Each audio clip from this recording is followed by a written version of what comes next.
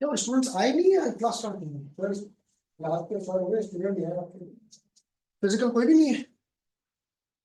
Online है कि online भी नहीं है? हम्म?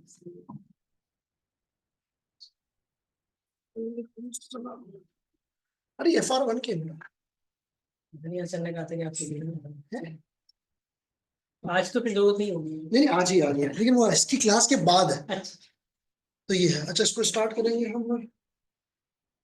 हेलो हेलो हेलो हेलो जी, अस्सलाम वालेकुम स्टूडेंट्स, कैसे हैं आप लोग? खैरियत से? आपको आवाज आ रही है बेटा?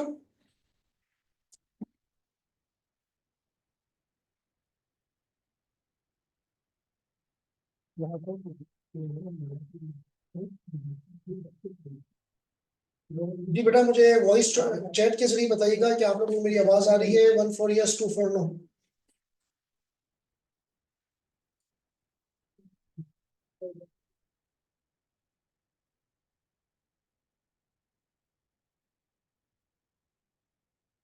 जी जी, उस्मान, अशमल, मुइज, अबीहा। जी एवरीवन प्लीज रिस्पॉन्ड। क्या आप लोग मुझे सुन पा रहे हैं?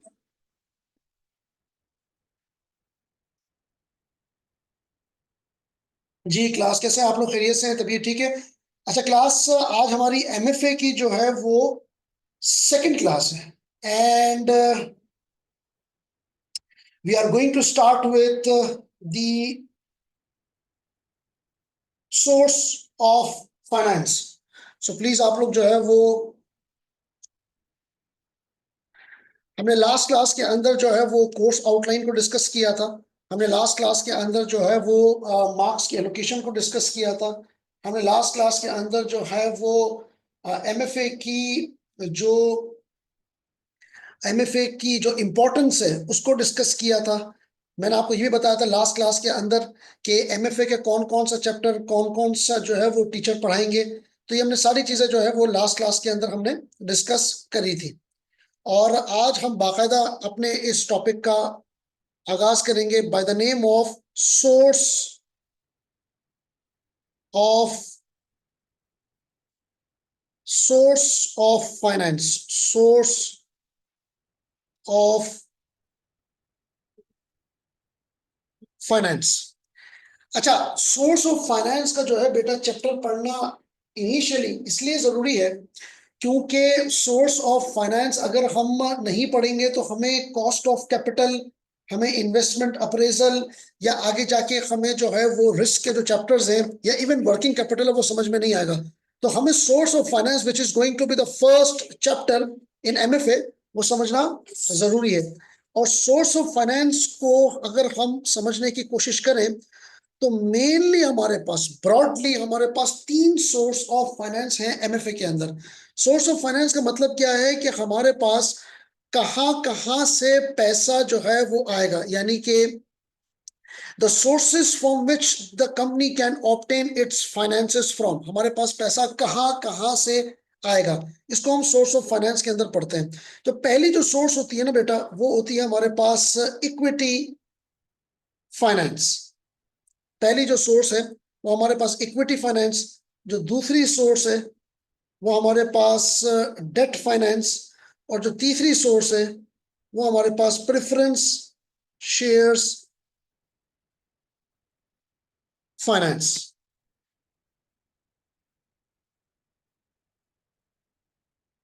So the first source class will be the equity finance, the debt finance and the preference shares finance. Class याद रखिएगा कि इक्विटी फाइनेंस को, डेट फाइनेंस को और प्रेफरेंस शेयर्स फाइनेंस को, ये तीनों जो सोर्स ऑफ फाइनेंस हैं, ये कंपनी अगर चाहे तो एक साथ भी ले सकती है। यानी कि अगर कंपनी चाहे कि भाई मेरे पास इक्विटी फाइनेंस से भी मुझे पैसा रेस करना है, डेट फाइनेंस से भी पैसा रेस करना है, प्रेफरेंस शेयर्स फाइनेंस से भी पैसा रेस करना है, तो कंपनी तीनों फाइनेंसेस के जरिए जो है वो पैसा रेस कर सकती है। और अगर कंपनी चाहे तो कंपनी किसी एक सोर्स ऑफ फाइनेंस से भी पैसा रेस करती है। ये कंपनी की नीड के ऊपर डिपेंड करता है कि कंपनी कहां कहां से पैसा रेस करना चाह रही है। तो ये याद रखिएगा कि जरूरी नहीं कि कंपनी किसी एक सोर्स ऑफ फाइनेंस से ही पैसा रेज करेगी company, multiple source of finance से भी पैसा रेज कर सकती है। एक बात तो ये हो गई। अच्छा, अगर आपको मैं ये बताऊं ना कि सर कौन सा सोर्स ऑफ फाइनेंस एक्सपेंसिव है, अगर मैं आपको थोड़ी सी इसकी सीक्वेंस बताऊं तो याद रखिएगा कि सबसे महंगा सोर्स ऑफ फाइनेंस जो है, जो सबसे एक्सपेंसिव सोर्स ऑफ फाइनेंस है, वो है इक्विटी फाइनेंस, नंबर 1। नंबर 2 पे जो है वो प्रेफरेंस शेयर्स फाइनेंस, और 3 पे जो है वो डेट फाइनेंस। ये मैं आपको एक्सपेंसिव बता रहा हूं, यानी कि एक्सपेंसिव के हिसाब से अगर आप देखें तो इक्विटी फाइनेंस जो है वो सबसे महंगा सोर्स ऑफ फाइनेंस है। The expensive source of finance is equity finance. जब जो दूसरा सोर्स ऑफ फाइनेंस एक्सपेंसिव है वो प्रेफरेंस शेयर्स है, और लास्ट में जो सोर्स ऑफ फाइनेंस जो कि एक्सपेंसिव है वो डेट फाइनेंस। इसका मतलब क्या हो गया कि डेट फाइनेंस जो है वो सबसे चीपेस्ट सोर्स ऑफ फाइनेंस है, सबसे सस्ता। अगर आप सोर्स ऑफ फाइनेंस देखेंगे तो वो डेट फाइनेंस है। सबसे महंगा जो सोर्स ऑफ फाइनेंस है वो इक्विटी फाइनेंस है, और जो प्रेफरेंस शेयर्स आता है ना वो मिडल में आता है, यानी कि इक्विटी फाइनेंस और डेट फाइनेंस के मिडल में जो आता है वो प्रेफरेंस शेयर्स फाइनेंस आता है। एक तो फर्क इनके अंदर ही है। दूसरा जो फर्क है इक्विटी फाइनेंस के अंदर, अभी मैं आपको ब्रॉडली फर्क बता रहा हूँ, ब्रॉडली इन तीनों चीजों के अंदर मैं आपको फर्क बता रहा हूँ। उसके बाद होगा ये कि हम जब हम इनकी सब कैटेगरी क्रिएट करेंगे तो हम इसके अंदर और डिटेल के अंदर पढ़ेंगे। तो ब्रॉडली अगर हम बात करें तो इक्विटी फाइनेंस, डेट फाइनेंस और प्रेफरेंस शेयर्स फाइनेंस के अंदर एक्सपेंसिव के हिसाब से तो ये फर्क है। दूसरी बात ये है कि इक्विटी फाइनेंस जो होता है ना बेटा, इक्विटी फाइनेंस जो होता है, जिसके पास इक्विटी यानी कि जिसके पास इक्विटी फाइनेंस होती है, यानी कि जिसके पास शेयर्स होते हैं, उसको हम इक्विटी होल्डर कहते हैं। जो डेट फाइनेंस जिसके पास होती है उसको हम कहते हैं डेट होल्डर, और जो प्रेफरेंस शेयर्स फाइनेंस जिसके पास होता है उसको हम कहते हैं प्रेफरेंस शेयर्स होल्डर। सर क्या मतलब हुआ, आसान अल्फाजों में समझाएं। देखिए मैं आपको और आसान अल्फाजों में समझाता हूं। मान लीजिए this is company, this is mister A. मान लीजिए मिस्टर ए कौन है, मिस्टर ए है इन्वेस्टर।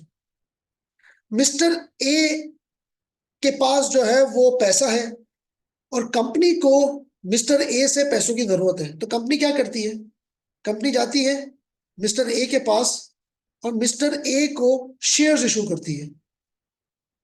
कंपनी क्या करती है, मिस्टर ए को शेयर्स इशू करती है।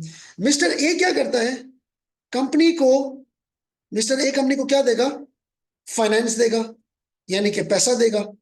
मिस्टर ए कंपनी को फाइनेंस देगा यानी कि पैसे देगा। कंपनी क्या करेगी, मिस्टर ए को शेयर्स देगी। अगेंस्ट में मिस्टर ए कंपनी को क्या देगा, फाइनेंस देगा। उसके अगेंस्ट में कंपनी मिस्टर ए को क्या देगी, बताइएगा प्लीज, अगर कोई बता सके। उसके अगेंस्ट में कंपनी मिस्टर ए को क्या देगी, यस प्लीज, ऑनलाइन भी फिजिकल भी दोनों बताएं प्लीज। कंपनी मिस्टर ए को क्या देगी, फाइनेंस के अगेंस्ट में कंपनी मिस्टर ए को क्या देगी, डिविडेंड। हम डिविडेंड नहीं कहते हैं, हम इसको रिटर्न कह देते हैं। अब रिटर्न कोई भी सूरत में हो सकता है, ठीक है। तो मिस्टर ए जो था बेटा वो यहाँ पे कौन था, इन्वेस्टर था। कंपनी कौन थी, कंपनी जो थी वो कंपनी दूसरे साइड की एंटिटी थी जिसको पैसा चाहिए था। अगेंस्ट में कंपनी ने मिस्टर ए को शेयर्स दिए और मिस्टर ए से फाइनेंस ले लिया, और कंपनी ने मिस्टर ए को रिटर्न दे दिया। अब याद रखिएगा बेटा, ये जो मिस्टर ए होगा ना, जिसको मैं इन्वेस्टर कह रहा हूं, इसको मैं इक्विटी होल्डर भी कह सकता हूं। क्या कह सकता हूं, इक्विटी होल्डर। अच्छा याद रखिएगा, जब इक्विटी होल्डर का वर्ड आएगा ना तो ये जो शेयर्स होंगे ना ये ऑर्डिनरी शेयर्स होंगे। द वर्ड इज ऑर्डिनरी, मैं यहां पे भी लिख देता हूं, the word is,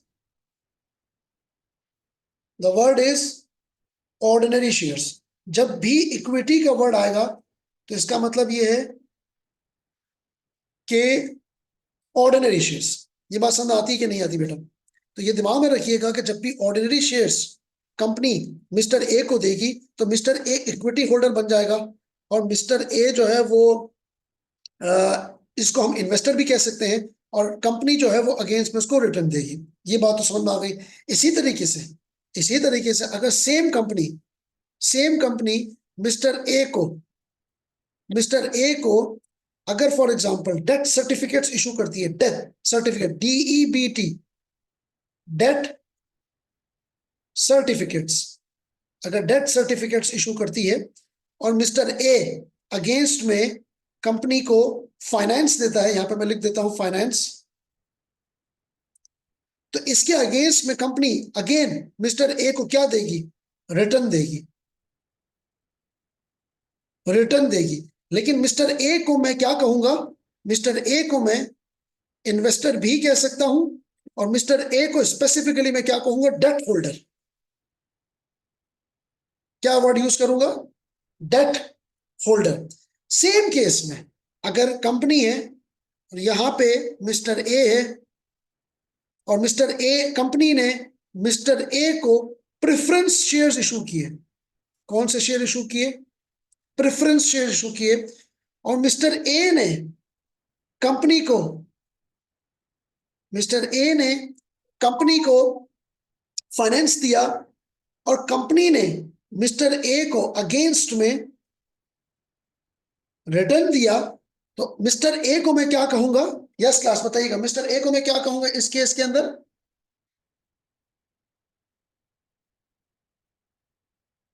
mister A को मैं क्या कहूंगा बेटा इस केस के अंदर, yes yes online students please बताइएगा, मिस्टर ए को क्या कहूंगा, preference share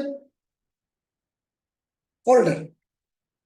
The terminology that I would allocate to Mr. A in case of the issuance of the preference shares would be the preference shares holder.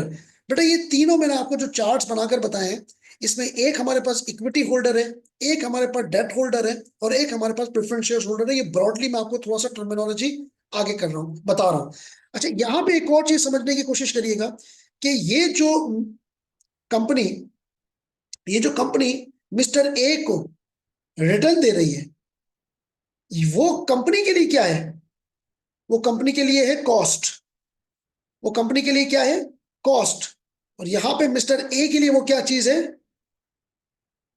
Return. जो चीज company के लिए cost है वो mister A के लिए क्या चीज है, रिटर्न। इसी तरीके से यहां पे भी सेम चीज है कि जो चीज कंपनी के लिए कॉस्ट है वो मिस्टर ए के लिए क्या है, रिटर्न। सेम केस यहां पर भी है कि जो चीज कंपनी के लिए कॉस्ट है वो मिस्टर ए के लिए क्या है, रिटर्न। लेकिन यहां पे आपने एक बात दिमाग में रखनी है, और वो क्या चीज है, देखिए ऐसा लग रहा है कि cost is equal to return, यहां पे भी cost it's equal to return, यहां पे भी cost is equal to return, लेकिन ये हर केस में नहीं होगा। हमें अभी तक जो ये बात समझनी है वो ये समझनी है कि कंपनी की कॉस्ट इक्वल है मिस्टर ए के रिटर्न से, लेकिन ये हर दफा ये चीज नहीं होगी, हर दफा ये इक्वेशन नहीं होगी। आपने सिर्फ और सिर्फ समझना ये है कि कंपनी के पास जब भी पैसों की जरूरत पड़ेगी तो मिस्टर ए कंपनी को पैसा प्रोवाइड करेगा, और मिस्टर ए को जो है वो कंपनी अगेंस्ट में रिटर्न देगी। कंपनी के लिए वो रिटर्न कंपनी की कॉस्ट होगी, और मिस्टर ए के लिए वो रिटर्न होगा। और इक्विटी शेयर होल्डर यानी कि इक्विटी फाइनेंस में मिस्टर ए इक्विटी होल्डर होगा, डेट फाइनेंस में डेट होल्डर होगा, और प्रेफरेंस शेयर्स फाइनेंस के अंदर प्रेफरेंस शेयर होल्डर में सामने वाले इन्वेस्टर को कहूंगा। एक बात दिमाग में और भी यहां पर रखनी है जो कि आपको समझनी चाहिए, और वो ये कि इस प्रोसेस को मैं कहूंगा इक्विटी फाइनेंस। यानी कि कंपनी ने जब ऑर्डिनरी शेयर्स इशू किए तो कंपनी ने इक्विटी फाइनेंस के जरिए पैसा रेज किया। इसी तरीके से कंपनी ने जब डेट सर्टिफिकेट इशू किया तो कंपनी ने डेट फाइनेंस के जरिए पैसा रेज किया। और इसी तरीके से कंपनी ने जब प्रेफरेंस शेयर्स इशू किए तो कंपनी ने प्रेफरेंस शेयर्स फाइनेंस के जरिए पैसा रेज किया। जी बेटा, यहां तक ऑनलाइन स्टूडेंट्स कोई इशू है तो मुझे बताएं please, any questions up till now.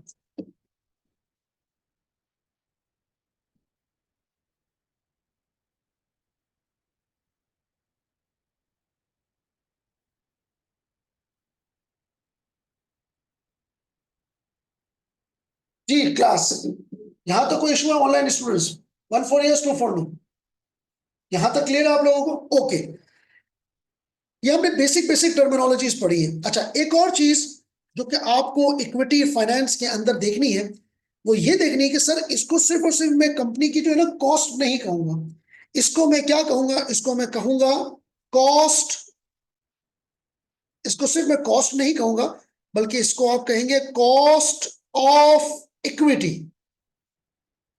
और एमएफए के अंदर इस कॉस्ट ऑफ इक्विटी को हम किस तरह इंडिकेट करते हैं, के ई, के बड़ा के होगा और उसके बिल्कुल नीचे बॉटम के अंदर मैं के ई लिखूंगा। इसी तरीके से जब हम डेट फाइनेंस करेंगे तो इसको मैं कहूंगा कॉस्ट ऑफ डेट, और इसको जो मैं इंडिकेट करूंगा वो इंडिकेट करूंगा के डी। और जो प्रेफरेंस शेयर्स का जो कॉस्ट होगी उसको मैं कहूंगा कॉस्ट ऑफ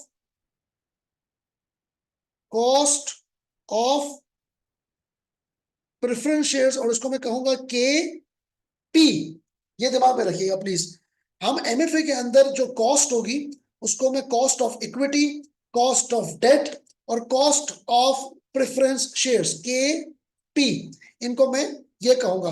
अब जैसे मैंने आपको बताया बेटा कि कंपनी जो है वो मल्टीपल सोर्स ऑफ फाइनेंस से पैसा रेस कर सकती है। अच्छा, यहाँ पे मैं आपको एक और चीज भी बताऊं, कंपनी को पैसों की जरूरत पड़ती क्यों है? ये जो कंपनी है इसको पैसों की जरूरत क्यों पड़ती है? तो ये बात दिमाग में रखिएगा कि कंपनी को पैसों की जरूरत एमएफए को लेकर दो रीजन से पड़ सकती है। एमएफए को लेकर दो रीजन से पड़ सकती है कंपनी को पैसों की जरूरत। नंबर वन वुड बी किसी प्रोजेक्ट के लिए, किसी भी प्रोजेक्ट के लिए कोई प्रोजेक्ट लगाना है, उस वजह से उसको कंपनी को पैसों की जरूरत पड़ सकती है। और नंबर टू, वर्किंग कैपिटल के लिए। आपके एमएफए में ये दो रीजंस दी हुई है। सर इसका मतलब ये है कि कोई तीसरी रीजन नहीं है? नहीं, ऐसा नहीं है। दो रीजन जो दी हुई है जिसके अंदर प्रोजेक्ट और वर्किंग कैपिटल, ये दो रीजंस एमएफए के अंदर गिवन है। सर इन दो रीजन की वजह से कंपनी को पैसों की जरूरत पड़ती है, तो इसको दिमाग में रखिएगा, सिर्फ और सिर्फ ये दो रीजन है। सर क्या जरूरी है कि दोनों रीजन एक साथ हो? मतलब ऐसा पॉसिबल है कि कंपनी को प्रोजेक्ट के लिए भी पैसों की जरूरत पड़े और कंपनी को वर्किंग कैपिटल के लिए भी पैसों की जरूरत पड़े? ये बिल्कुल पॉसिबल है। इसके लिए आपने मेरी एक वीडियो है जारिया लिमिटेड, एमएफए की मेरी जो कम्युनिटी है उसके अंदर भी मैंने शेयर की हुई है, तबानी इसके मेन पेज के अंदर भी शेयर हुई हुई है। आप जारिया लिमिटेड की अगर वीडियो देखेंगे तो आपको समझ में आएगा कि किस तरीके से जारिया लिमिटेड पब्लिक लिस्टेड कंपनी होने के बावजूद भी जब पैसा रेस करती है, गालिबन कोई 1 अरब रुपए, तो किस तरीके से वो एलोकेशन करती है between the project and the working capital. तो लाजमी जारिया लिमिटेड की वीडियो आपने देखनी है in order to understand the allocation between the project and the working capital. बेटा यहां तक आपको समझ में आनी चाहिए। अच्छा, अब मैंने आपसे ये बात करी बेटा कि अगर कंपनी तीनों सोर्स ऑफ फाइनेंस से पैसा रेस करती है, मान लीजिए कंपनी इक्विटी से भी रेस करती है, कंपनी प्लस डेट फाइनेंस से भी रेस करती है, कंपनी प्रेफरेंस शेयर से भी रेस करती है। यानी कि अगर आपको यूं कहें, इसको लिख लीजिएगा प्लीज, के प्लस डी प्लस पी, के कह रहा हूं sorry, E plus D plus P, यानी कि इक्विटी फाइनेंस, डेट फाइनेंस और प्रेफरेंस शेयर्स फाइनेंस, यानी कि तीनों सोर्स ऑफ फाइनेंस से पैसा रेस करती है। तो इसको तो मैं कहूंगा के ई, यानी कि कॉस्ट ऑफ इक्विटी। इसको मैं कहूंगा के डी, कॉस्ट ऑफ डेट। अच्छा, ये नॉर्मल के भी नहीं है, मैं आपको ये मैं थोड़ा सा बताऊं, ये नॉर्मल के नहीं है, ये इस तरह के बनता है, ये यूं करके थोड़ा यूं के बनता है ये, और फिर नीचे के ई आता है। तो ये आपकी जो इंग्लिश का के नहीं है, this is the symbolic version of the के। अच्छा, उसके बाद ये के ई बनता है, ये तो ये के डी। अच्छा, और उसके बाद जो है वो दिस इज के D plus K P.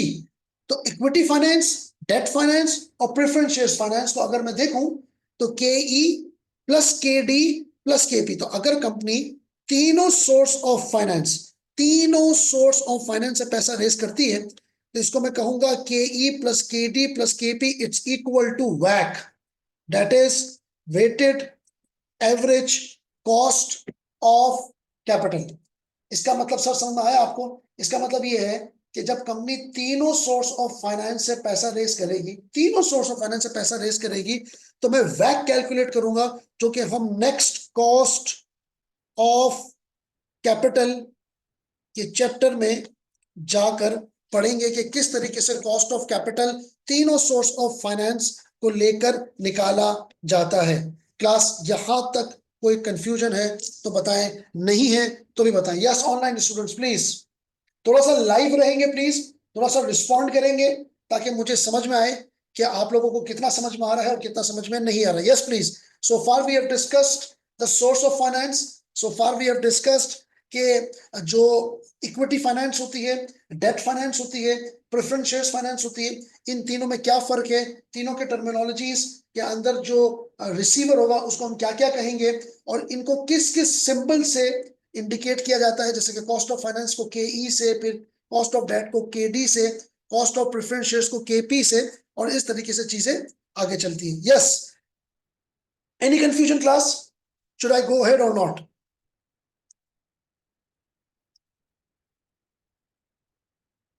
Yes class online one please बताइएगा।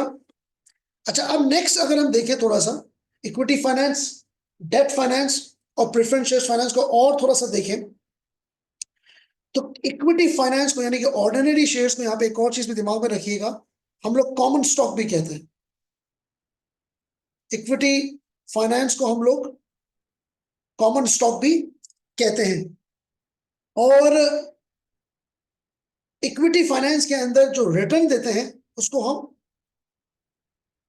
डिविडेंड कहते हैं। डेट फाइनेंस के अंदर जो रिटर्न दिया जाता है इसको हम इंटरेस्ट कहते हैं। और प्रेफरेंस शेयर्स के अंदर जो रिटर्न दिया जाता है उसको डिविडेंड भी कह सकते हैं, यानी कि कहा जाता है, और इंटरेस्ट भी कहा जाता है। ये डिपेंड करता है कि प्रेफरेंस शेयर्स की टाइप कौन सी है। तो जब हम प्रेफरेंस शेयर्स पे आगे पढ़ेंगे तब मैं आपको बताऊंगा कि प्रेफरेंस शेयर्स को डिविडेंड और प्रेफरेंस शेयर्स को इंटरेस्ट कब कब कहते हैं। तो ये बात दिमाग में रखिएगा कि इक्विटी फाइनेंस के अंदर जो रिटर्न दिया जाता है इसको हम डिविडेंड कहते हैं। डेट फाइनेंस के अंदर जो रिटर्न दिया जाता है उसको हम इंटरेस्ट कहते हैं। एक बात और भी दिमाग में रखिएगा कि इक्विटी फाइनेंस के अंदर जो डिविडेंड दिया जाता है ना, वो टैक्स डिडक्टेबल नहीं होता। और जबकि इंटरेस्ट के अंदर यानी कि डेट फाइनेंस के अंदर जो इंटरेस्ट दिया जाता है वो टैक्स डिडक्टेबल होता है। अब ये टैक्स डिडक्टेबल क्या होता है और टैक्स डिडक्टेबल क्या नहीं होता, ये मैं आपको थोड़ी देर में बताता हूं, इसको दिमाग में रखिएगा कि टैक्स डिडक्टेबल, एक टैक्स डिडक्टेबल होता है, एक टैक्स डिडक्टेबल नहीं होता। प्रेफरेंस शेयर्स के अंदर अगेन डिपेंड करता है, डिपेंड्स, क्या डिपेंड करता है, डिपेंड्स कि कौन सी टाइप है। जब हम प्रेफरेंस शेयर्स को पढ़ेंगे तब हम उसके अंदर देखेंगे कि कौन कौन सी टाइप्स होती है, और उस टाइप के हिसाब से एक चीज टैक्स डिडक्टेबल हो जाती है, एक चीज टैक्स डिडक्टेबल नहीं होती। लेकिन इक्विटी फाइनेंस को दिमाग में रखिएगा, एक टैक्स डिडक्टेबल नहीं होता, यानी कि इक्विटी फाइनेंस टैक्स डिडक्टेबल नहीं होता।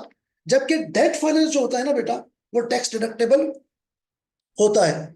यहाँ पे एक और भी चीज दिमाग में रखिएगा बेटा, इक्विटी फाइनेंस को लेकर, इक्विटी फाइनेंस को लेकर एक और चीज दिमाग में रखिएगा which is very much for important for you to understand is कि इक्विटी फाइनेंस सबसे ज्यादा, चूंकि सबसे ज्यादा एक्सपेंसिव था, मैंने आपको यहां बताया था ना, अगर आप यहां देखें तो इक्विटी फाइनेंस जो है,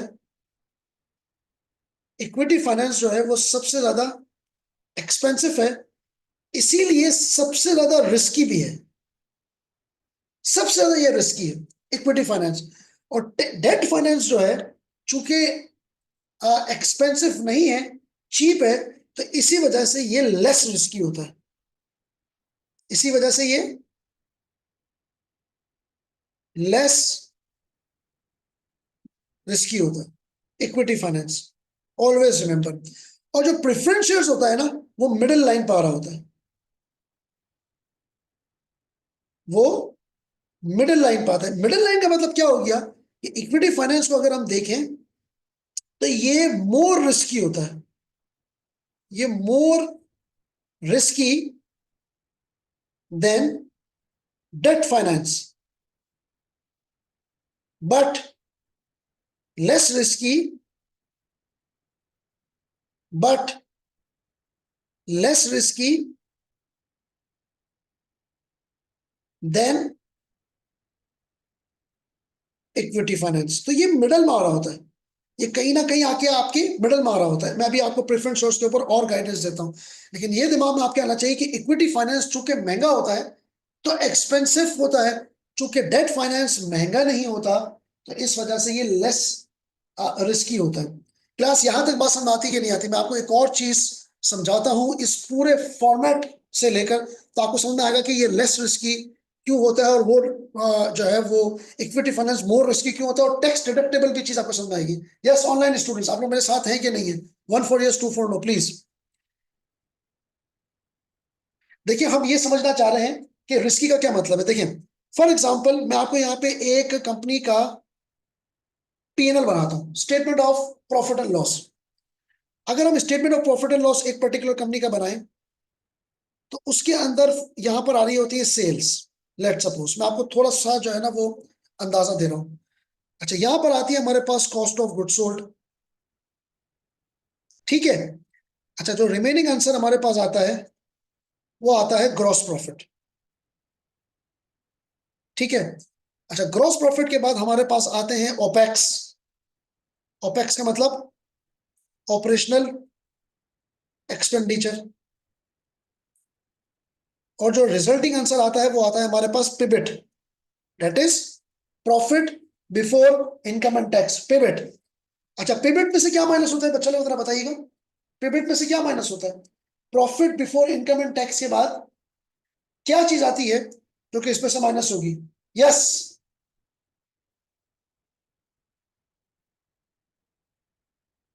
बिल्कुल सही, दैट इज इंटरेस्ट। हम इसमें से माइनस करेंगे इंटरेस्ट, जिसको हम फाइनेंस कॉस्ट भी कहते हैं। इंटरेस्ट को हम फाइनेंस कॉस्ट भी कहते हैं। अच्छा उसके बाद जो हमारे पास आंसर आएगा वो आएगा profit before tax.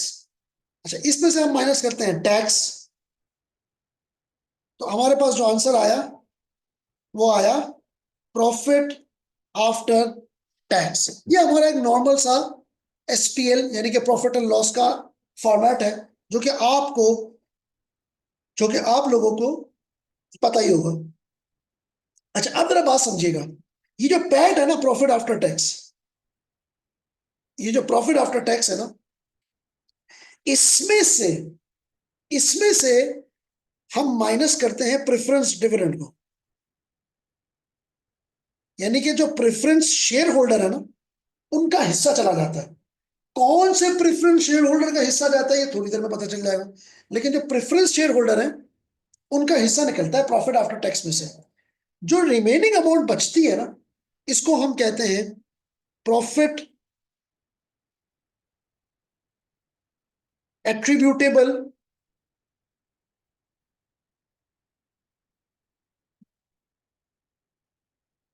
Profit attributable to ordinary shares, profit attributable to ordinary share holder. तो याद रखिएगा बेटा कि अगर आप यहां पे देखें तो ये डेट फाइनेंस है। जो डेट फाइनेंस हम रेज करेंगे, जो डेट फाइनेंस हम रेज करेंगे और जो इंटरेस्ट देंगे वो यहां पर आएगा। यानी कि आप यूं समझ लें कि डेट होल्डर सबसे पहले पैसे लेकर उड़ गया। जो कंपनी का पिवट था उसमें सबसे पहले हक किसका बना? डेट फाइनेंस का, यानी कि प्रायोरिटी किसको मिली? डेट फाइनेंस को। उसके बाद कंपनी का आया पैट, दूसरी प्रायोरिटी किसको मिली? प्रेफरेंस शेयर होल्डर को। और तीसरी प्रायोरिटी किसको मिली? इक्विटी शेयर होल्डर को। सवाल सर ये है कि चूंकि पहली प्रायोरिटी डेट फाइनेंस को मिली, इसी वजह से वो चीप है। क्यों चीप है? क्योंकि वो तो कोई रिस्क ही नहीं ले रहा। ये क्या है? लेस रिस्की है, क्योंकि ये तो कोई रिस्क ही नहीं ले रहा। रिस्क से मुराद कंपनी का जो पहला पिवट आया उसमें से सबसे पहले जिस इन्वेस्टर को पैसे मिले इंटरेस्ट की फॉर्म में वो डेट फाइनेंस है। इसका मतलब क्या हो गया कि डेट फाइनेंस लेस रिस्की है, इसने कोई रिस्क ही नहीं लिया। जब नीचे आया तो प्रॉफिट आफ्टर टैक्स आया। प्रॉफिट आफ्टर टैक्स के बाद जो दूसरा हिस्सा मिला वो आपके मिला प्रेफरेंस शेयर होल्डर को। और प्रेफरेंस शेयर होल्डर के बाद अगर कुछ अमाउंट बच गई तो किसको मिलेगा? Equity holder. जो अमाउंट बच गई तो इक्विटी होल्डर को मिला। तो अगर आप टेक्निकली देखें तो ऑर्डिनरी शेयर होल्डर को रेजिडुअल अमाउंट मिली, सर अगर कोई अमाउंट नहीं बची तो सर कुछ नहीं मिलेगा। रेसिडुअल अमाउंट अगर नहीं बची तो कुछ भी नहीं मिलेगा। अगर ज्यादा बच गई तो सारा का सारा ऑर्डिनरी शेयर होल्डर का है। तो रेसिडुअल अमाउंट आपकी मिलती है ऑर्डिनरी शेयर होल्डर को। नंबर वन बात तो ये हो गई। दूसरी बात ये हो गई बेटा कि ऑर्डिनरी शेयर होल्डर अगर आप टेक्निकली देखें तो मोर रिस्की पोजीशन पर है। क्यों? क्योंकि भाईजान बॉटम के अंदर अगर अमाउंट बची, बिल्कुल बॉटम के अंदर अगर अमाउंट बची तो मुझे मिलेगा, अदरवाइज नहीं मिलेगा। तो चूंकि ये मोर रिस्की पोजीशन पर है, that is why it is more expensive. It is more expensive. बेटा ये बात क्लियर होती है या नहीं होती? ये बात क्लियर होती है कि नहीं होती? Residual amount more risky position है और इसी वजह से ये सबसे ज्यादा एक्सपेंसिव है। इज दिस क्लियर बेटा कि क्यों रिस्की है, क्यों रेसिडुअल अमाउंट के अंदर इसको हिस्सा मिलेगा, क्यों प्रेफरेंस डिविडेंड जो है वो उसको दूसरे हिस्से मिलेगा, और क्यों जो है वो डेट फाइनेंस को पहला हिस्सा मिलेगा? Is this clear? Number one बात तो ये होगी। नंबर टू बात ये है कि अगर आप टेक्निकली ये बात देखो, अगर आप टेक्निकली ये बात देखो तो अगर फॉर एग्जांपल ये 10,000 है, पेमेंट इज 10,000, फॉर एग्जांपल मैं आपको अंदाजा बताता हूं, ये 10,000 है पेमेंट, इंटरेस्ट मान ले 1,000 है, मान ले, तो आपका जो पीबीटी आया वो कितना आ गया? 9,000। मान लीजिए, मान लीजिए 9,000 जो भी आंसर आएगा पेमेंट का उसका 10% टैक्स है। तो अगर 9,000 है तो टैक्स कितना हो गया? 900। और आपका पैट कितना आ गया? 8,100। मान लीजिए, ये मैं थारी हाइपोथेटिकल फिगर्स लिए, ठीक है जी। अब समझ लें कि ये जो 1,000 का जो इंटरेस्ट था ना, ये 1,000 का जो इंटरेस्ट था ये बढ़ गया। तो अगर 1,000 का इंटरेस्ट बढ़ा तो अगर पिवट सेम है और इंटरेस्ट डबल हो गया, फॉर एग्जांपल 2,000 हो गया, तो अब पीबीटी कितना निकलेगा? 8,000। आपका जो टैक्स है वो 10% है, तो टैक्स कितना निकलेगा? 800।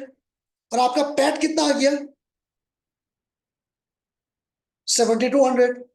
टेक्निकली अगर आप देखो, टेक्निकली अगर आप देखो तो पहले आप 900 का इंटरेस्ट पे कर रहे थे, पहले आप 900 का इंटरेस्ट पे कर रहे थे, अब आप कितने का इंटरेस्ट पे कर रहे हो? 800 का। इसका मतलब क्या हो गया कि higher higher the finance cost, higher the finance cost, lower the tax, higher the finance cost, lower the tax. समझ आ रही बात की नहीं आ रही? मैंने फाइनेंस कॉस्ट बढ़ा दी, पहले मेरी फाइनेंस कॉस्ट 1,000 थी, मैंने 1,000 को 2,000 कर दिया, तो हुआ ये कि मेरा एक्सपेंस बढ़ गया। जब मेरा एक्सपेंस बढ़ा तो मेरा जो पीबीटी है वो कम हो गया। जब मेरा पीबीटी कम हुआ तो डेफिनेटली सी बात है कि उसके ऊपर जो टैक्स की जो अमाउंट है वो भी कम लगेगी। तो जितना फाइनेंस कॉस्ट ज्यादा होगा उतना आपको गवर्नमेंट को टैक्स कम देना पड़ेगा। और इसी वजह से मैंने आपको कहा था कि ये जो है ना, ये tax deductible, equity finance tax deductible नहीं है, और ये जो है ना ये टैक्स डिडक्टेबल है। टैक्स डिडक्टेबल से मुराद ये है कि इसका टैक्स अलाउड हो जाएगा, यानी कि इसकी वजह से, डेट फाइनेंस की वजह से टैक्स जो है वो आपका कम होगा। और इक्विटी की वजह से टैक्स में कोई फर्क नहीं पड़ेगा। क्यों?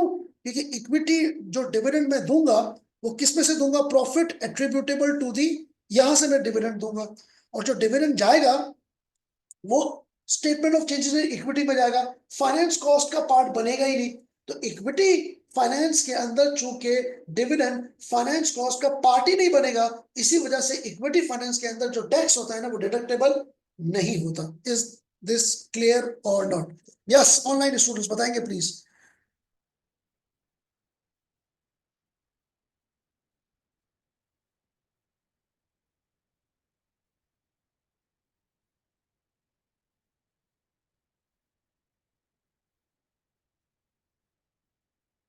जी बेटा, सब आता ही है। Equity finance, debt finance, preference shares, थोड़ा बहुत फर्क समझ में आता है? जी सर समझ में आता है, वेरी गुड। थोड़ा सा हमने लाइवली रहना है, थोड़ा सा हमने जवाब देना है ताकि हमें समझ में आए। तो इक्विटी फाइनेंस और डेट फाइनेंस में मोटा मोटा फर्क जो है ना वो मैंने आपको भी बताया कि वो ये आपको ये इसलिए समझ आना चाहिए क्योंकि आगे जाके जब हम प्रैक्टिकल सवाल करेंगे तो उस प्रैक्टिकल क्वेश्चन के अंदर what you need to understand is कि कौन सी चीज सस्ती है, कौन सी चीज महंगी है और इसका इम्पैक्ट प्रोजेक्ट अप्रेजल के ऊपर फर्क पड़ेगा। अच्छा सर आगे बढ़ते हैं। आगे बढ़कर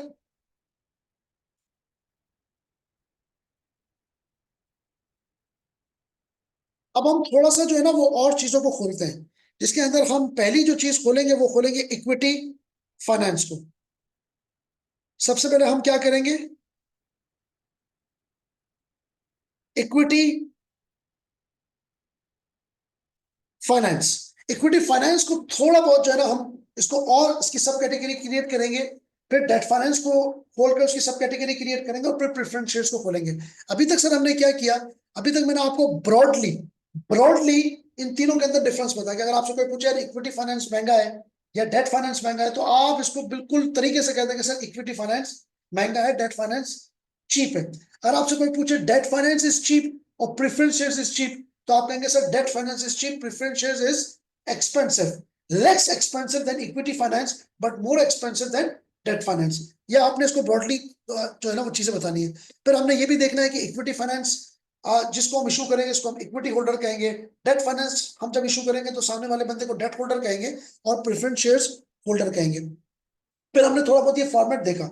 अब इक्विटी फाइनेंस के अंदर बेटा, इक्विटी फाइनेंस का जब भी दिमाग में आपके वर्ड आएगा आप कहेंगे सर ऑर्डिनरी शेयर्स या कॉमन स्टॉक, और इसके इस दिमाग में आपके आएगा कि इसके अंदर सर हम डिविडेंड देते हैं, इसके अंदर हम क्या देते हैं, डिविडेंड देते हैं। तो इक्विटी फाइनेंस दिमाग में रखिएगा कि जब भी कंपनी इक्विटी फाइनेंस रेस करती है तो तीन तरह की पॉसिबिलिटीज होती है जिसके जरिए कंपनी पैसा रेस कर सकती है। Number one is number one is internally generated funds, internally generated funds जिसको मैं रिटेन्ड अर्निंग्स भी कह सकता हूं। इंटरनली जनरेटेड फंड्स जिसको मैं रिटेन अर्निंग भी कह सकता हूं। Number two is right issue. Number three is external issue. बेटा ये आपने तीनों चीजें दिमाग में रखनी है। Number one is internally generated funds, इसको हम रिटेन अर्निंग भी कहते हैं। Number two is right issue. Number three is external issue. Number three is external issue. Sir external issue के अंदर भी तीन चीजें आती हैं। Number one is external issue के अंदर भी तीन चीजें आती है। Number one is placing, number two is IPO, number three is introduction. ये आपने दिमाग में रखनी है। इक्विटी फाइनेंस को हम ऑर्डिनरी शेयर्स भी कहते हैं और इसके अंदर तीन चीजें आती हैं, इंटरनली जनरेटेड फंड्स जिसको हम रिटेन अर्निंग कहते हैं, राइट इशू और थर्ड है एक्सटर्नल इशू। और एक्सटर्नल इशू के अंदर भी हम तीनों चीजें पढ़ते हैं, प्लेसिंग, आईपीओ और इंट्रोडक्शन। क्लास एक एक करके हम इन चीजों को जो है वो पढ़ेंगे ताकि हमें समझ में आए कि इक्विटी फाइनेंस के अंडर में कितनी चीजें आती हैं। ये आपने दिमाग में रखना है कि इक्विटी फाइनेंस का मतलब ऑर्डिनरी शेयर्स होते हैं। सर एक इंटरनली जनरेटेड फंड्स को पहले पढ़ लेते हैं। इंटरनली जनरेटेड फंड्स क्या चीज होती है, जिसका मतलब retain earning. Internally generated funds का मतलब ये है कि कंपनी पैसा रेस करती है from its own pocket. Company अपने जेब से पैसा रेस करती है। क्या मतलब हुआ, company raised finance from own pocket, जिसको हम क्या कहते हैं, रिटेन अर्निंग। यानी किसी दूसरे से मांगने के बजाय, किसी दूसरे से मांगने के बजाय पहले खुद की जेब में हाथ डालती है कि मेरे पास जो मुझे पैसा चाहिए क्या वो मेरे पास रिटेन अर्निंग के अंदर पैसा पड़ा हुआ है कि नहीं पड़ा हुआ। अगर उसकी जरूरत पूरी हो गई, अगर उसकी जरूरत पूरी हो गई उस पैसे को लेकर तो कंपनी दूसरी सोर्स ऑफ फाइनेंस की तरफ मूव नहीं करती। लेकिन अगर उसकी जरूरत पूरी नहीं हुई, उसकी जरूरत पूरी नहीं हुई, तो फिर वो दूसरी तरफ मूव करती है। और फॉर श्योर आपको पता भी होगा कि कॉर्पोरेट करती यही है कि सबसे पहले देखती है कि यार हमारे पास जो पैसा है वो काफी है क्या नहीं है। तो जब अपनी पॉकेट के अंदर कंपनी हाथ डालेगी और पैसा रेस करेगी तो उसको हम कहेंगे internally generated funds, also known as retain earning. Class ये बात समझ में आती है कि नहीं आती? यस क्लास, आप लोग मेरे साथ है कि नहीं है? 1 for yes, 2 for no, online student specially 1 for yes, 2 for no। Class समझ में आती है? बात सिंपल है, वैसे मेरा ख्याल है इतना मुश्किल तो हम मूव नहीं कर रहे। यस गुड जी बेटा, सारे बच्चे जवाब देंगे ताकि पता चले कि सारे बच्चे जो है वो ऑन बोर्ड है और लाइव है। Alright good, very good very good. Sir दूसरा जो है ना वो कंपनी इशू करती है राइट इशू। अच्छा, राइट इशू के अंदर जो है ना ये दिमाग में रखिएगा कि राइट इशू के जरिए जब कंपनी पैसा रेज करती है तो राइट इशू जिसको ऑफर होता है ना वो एग्जिस्टिंग शेयर होल्डर होता है। राइट इशू हमेशा एग्जिस्टिंग शेयर होल्डर को इशू किया जाएगा हमेशा। देखिए रिटेन अर्निंग के अंदर तो कोई चीज मैंने इशू की नहीं ना, रिटेन अर्निंग के अंदर मैंने कोई चीज इशू नहीं की। मैंने तो खाली अपने पॉकेट के अंदर हाथ डाला, मुझे पता चला कि यार मुझे 100 रुपए की जरूरत है, मेरी जेब में जो है वो 50 रुपए है, मैंने 50 रुपए इस्तेमाल कर लिए। अब मुझे 50 रुपए मेरे डेफिसिट आ रहा है, उसके लिए मैं राइट इशू की तरफ मूव किया। राइट इशू के अंदर होता यह है कि कंपनी अपने एग्जिस्टिंग शेयर होल्डर को नए शेयर इशू करती है, अपने एग्जिस्टिंग शेयर होल्डर को नए शेयर्स इशू करती है। तो एग्जिस्टिंग शेयर होल्डर्स को जो इशू किया जाता है, existing share holders are issued new shares from company. जो हमारे एग्जिस्टिंग शेयर होल्डर हैं उनको हम नए शेयर्स इशू करते हैं कंपनी में। अच्छा, ये जो शेयर्स इशू किए जाते हैं ना क्लास, दिमाग में रखिएगा, ये जो शेयर्स इशू किए जाते हैं इसके अंदर कंपनी जो रेट तय करती है, वो जो रेट होता है ना वो अबव पार वैल्यू होता है, above par value and less than market value. और आपको ये बात पता होना चाहिए पाकिस्तान के अंदर मोस्टली हर कंपनी की जो पार वैल्यू होती है वो कितनी होती है? 10। अभी मैंने आपको जारिया लिमिटेड का बताया, जारिया लिमिटेड की पार वैल्यू थी 1 रुपए। वैसे मोस्टली 10 रुपए होती है, एक आधी दो आधी कंपनियां ऐसी भी हैं जिनकी पार वैल्यू 5 रुपए है, लेकिन 99% केस के अंदर जो पार वैल्यू होगी कंपनी की वो 10 रुपए होगी। तो जारिया लिमिटेड के अंदर 1 रुपए थी, और मोस्टली यूजुअली जो पार वैल्यू जिसको हम फेस वैल्यू भी कहते हैं, मैं यहाँ पे एफ वैल्यू भी लिख देता हूँ, उसके अंदर पार वैल्यू यूजुअली 10 रुपए होती है। मार्केट वैल्यू से मुराद ये है कि जो मार्केट में ट्रेड चल रहा है। फॉर एग्जाम्पल अगर मार्केट के अंदर किसी कंपनी की 100 रुपए मार्केट वैल्यू है और पावर वैल्यू उस कंपनी की 10 है, तो राइट इशू मिडल ऑफ 100 और 10 के दरमियान में ऑफर किया जाएगा। It can be 40, it can be 50, it can be 60, it can be 70, it can be 80, it can be round number 72, 85, 94, 84, 63, 74। It can be in the middle between par value यानी कि above the par value and lower than the market value. ये existing share holder को issue किया जाएगा। दूसरा इसका जो दूसरा इसका फीचर है वो ये है कि ये पार वैल्यू से ज्यादा और मार्केट वैल्यू से कम में ऑफर किया जाएगा। तीसरा जो इसका फीचर है तीसरा जो इसका फीचर है, ये हमेशा प्रोपोर्शन में ऑफर किया जाएगा। ये हमेशा प्रोपोर्शन में ऑफर किया जाएगा। प्रोपोर्शन में मतलब फॉर एग्जाम्पल ये इस तरह ऑफर किया जाएगा 1:4। इसका मतलब क्या हो गया कि जिसके पास 4 शेयर्स हैं उसको एक राइट मिलेगा। ये इस तरह भी ऑफर किया जा सकता है 2:5। जिसके पास 5 है उसको 2 मिलेंगे, 2:5 का रेशो। ये इस तरह भी ऑफर किया जा सकता है, ये रेशो में ऑफर किया जाएगा। ये इस तरह भी ऑफर किया जा सकता है 20%। 20% का मतलब क्या हम 20% राइट देंगे। इन अदर वर्ड्स जिसके पास 5 है उसको 1 मिलेगा, क्योंकि यूजुअली 20% को हम कैलकुलेट ऐसे करते हैं कि हम 100 को डिवाइड कर देते हैं 20 से, तो हमारे पास आंसर आता है 5। इसका मतलब है जिसके पास 5 शेयर्स हैं उसको एक राइट मिलेगा। तो ये दिमाग में रखिएगा, ये हमेशा प्रोपोर्शन में या परसेंटेज में ऑफर होता है कि भाई जिसके पास जितना है उसके हिसाब से कंपनी देगी, अपनी मर्जी से कंपनी नहीं देगी। अगर मेरे पास 10 शेयर्स हैं ये 1:10 भी हो सकता है कि जिसके पास 10 है उसको 1 मिलेगा, ये 2:10 भी हो सकता है, जिसके पास 10 है उसको 2 मिलेंगे। ये हमेशा प्रोपोर्शन में या परसेंटेज में ऑफर किया जाता है। अगर परसेंटेज में भी अगर आपको एग्जामिनर देता है तो हम क्या करेंगे सर, परसेंटेज को रेशो में कन्वर्ट कर देंगे, जैसे कि 100/20। इसी तरीके से अगर एग्जामिनर बोलता है 25%, तो हम क्या करेंगे, 100/25, आंसर इज 4। इसका मतलब हो गया 1:4, कि जिसके पास 4 होंगे उसको कंपनी 1 शेयर राइट देगी। तो ये दिमाग में रखिएगा। इसका तीसरा फीचर है कि ये प्रोपोर्शन में दिया जाता है। चौथा इसका फीचर है, और चौथा फीचर पता है क्या है, चौथा फीचर ये है कि जब भी राइट इशू ऑफर किया जाता है ना, तो ये रेयरली फेल होता है, यानी कि कंपनी इसमें पैसा लेने में कामयाब हो जाती है। ये रेयरली फेल्स होते हैं। मैं यहाँ पे लिख लेता हूं, रेयरली फेल्स। ये इतनी आराम से फेल नहीं होते, यानी कि जब भी राइट इशू ऑफर कहेगा तो एग्जिस्टिंग शेयर होल्डर्स को सब्सक्राइब कर ही लेगा। रेयरली फेल होते, इसलिए कंपनी को उम्मीद होती है कि इसमें से पैसा निकल आएगा। दिमाग में ये रखिएगा, ठीक है। अच्छा, इसके अलावा बल्कि मैं इसको एक काम करता हूँ, इसको मैं यहाँ लिख लेता हूँ ताकि आप लोगों को यहाँ लिख लेता हूँ। ये रेयरली फेल होता है, ठीक है, रेयरली फेल। अच्छा, जब भी राइट इशू ऑफर होगा, जब भी राइट इशू ऑफर होगा तो कंपनी एक टाइम लिमिट देगी।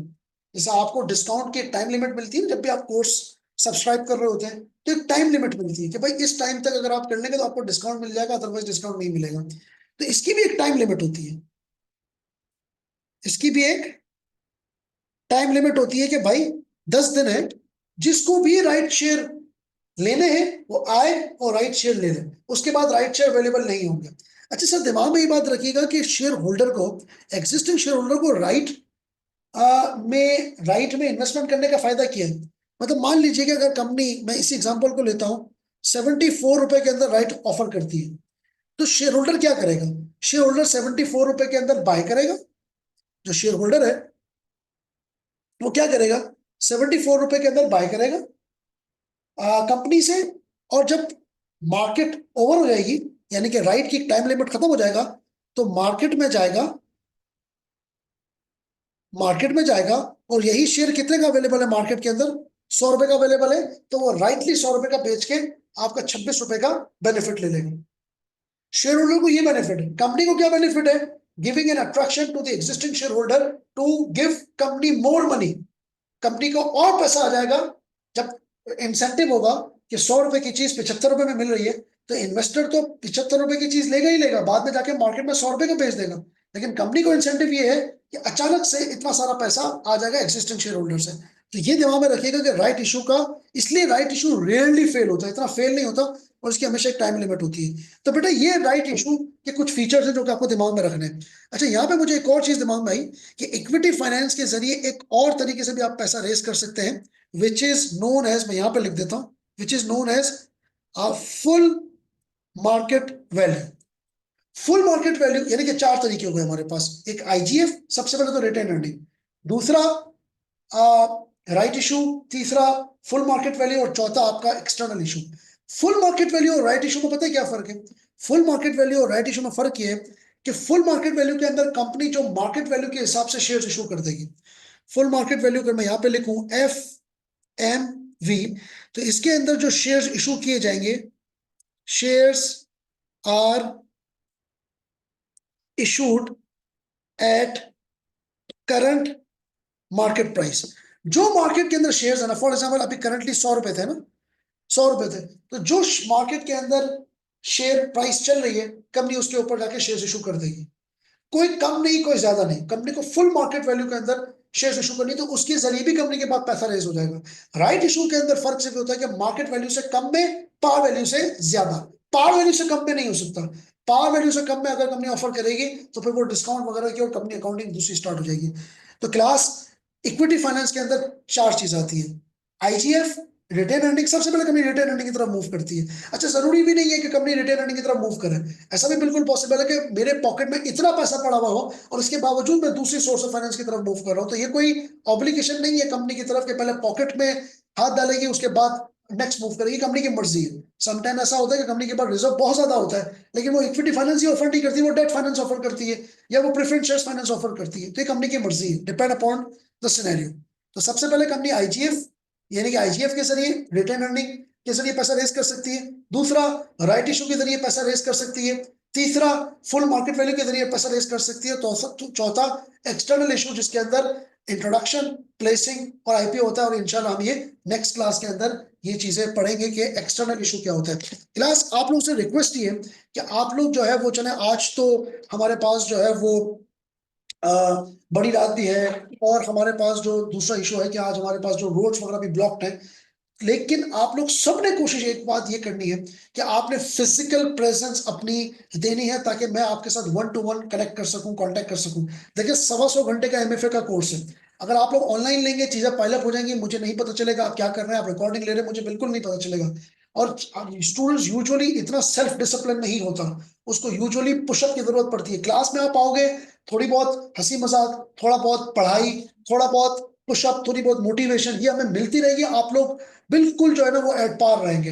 अगर नहीं ये काम करेंगे तो एट द एंड इस तरीके से होगा कि सारी चीजें पाइलअप हो जाएंगी और आप इतने डिमोटिवेशन का शिकार हो जाएंगे। तो इसलिए क्लास का पार्ट बने। आज तो चले हमने इसको छोड़ दिया, लेकिन नेक्स्ट क्लास के अंदर every every student of mind will attend the class physically. और अगर कोई बच्चा नहीं आ सकता तो वो मुझे रीजन साइट करेगा कि सर मैं क्यों नहीं आ सकता। क्योंकि जब कोई बच्चा ऑनलाइन होगा, मेरी उसके साथ केमिस्ट्री मैच नहीं होगी, मुझे नहीं पता उसकी प्रोग्रेस क्या है, तो उसकी जिम्मेदारी फिर जो है ना वो 100% उस बच्चे पर चली जाती है। लेकिन अगर एक बच्चा क्लास में आता है, क्लास में मुझसे बातचीत करता है, मुझसे चेक करवाता है, मुझे सुनता है, समझता है, और उसके बाद घर जाकर रिवीजन करता है, तो वो बच्चा 125 घंटे देने के बाद फेल नहीं हो सकता। तो ये बात दिमाग में रखिएगा बेटा कि एमएफए का पासिंग रेशो बहुत अच्छा है उन लोगों के लिए जो इस स्ट्रेटेजी को फॉलो करते हैं। तो class we are going to end up this session. मैं उम्मीद करता हूं कि नेक्स्ट क्लास के अंदर आप अपनी फिजिकल प्रेजेंस लाजमी देंगे, डिसिप्लिन लाजमी रखेंगे अपने आप को। और मैं उम्मीद करता हूं जो हमने अभी पढ़ा उसको आप रिवाइज भी करेंगे। So class we are going to call it a day. मुझे बताएं, कोई सवाल है तो प्लीज बताएं, अदरवाइज हम क्लास को एंड करते हैं। जी, any question please, 1 for yes 2 for no, कोई भी सवाल हो प्लीज डू आस्क, अदरवाइज हम इसको एंड करते हैं।